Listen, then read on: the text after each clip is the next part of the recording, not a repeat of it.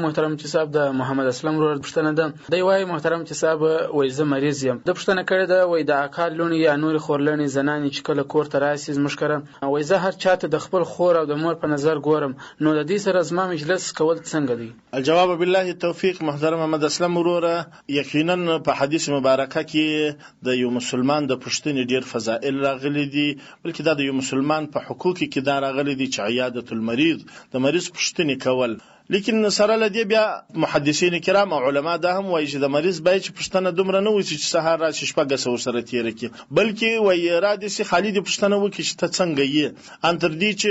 محدثین فرمایي وایي کچیر د خبرې نه ول بل چاته دی وایي کیف هو دای څنګه دی بس هغه د حالت په لاس ورکی بار دي چې نو مجالس ګر سره د مریض سره نامناسبه دي. وس دا چې تا پښتنه دا چې مال رخور لړنی راځي دا کالونی می راځي نو دا غو سره زما مجلس څنګه دی؟ نو محترمه د دې آیات په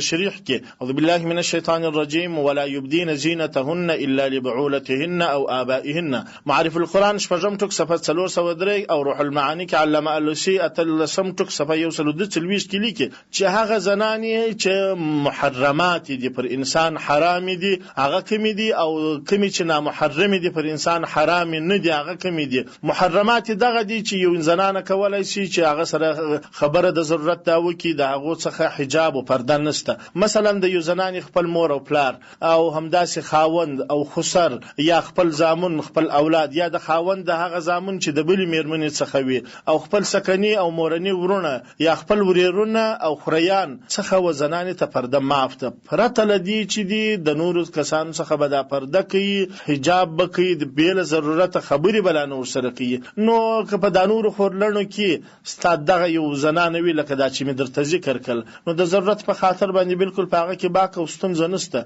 او کچيري پرته لدی نوري وی نو بیا خو شرعاً د غو سره بالکل ستا غپ او دغه جائز نه ده. البته د ضرورت پښتنه پرته باندې کولای شي خو هغه ستاد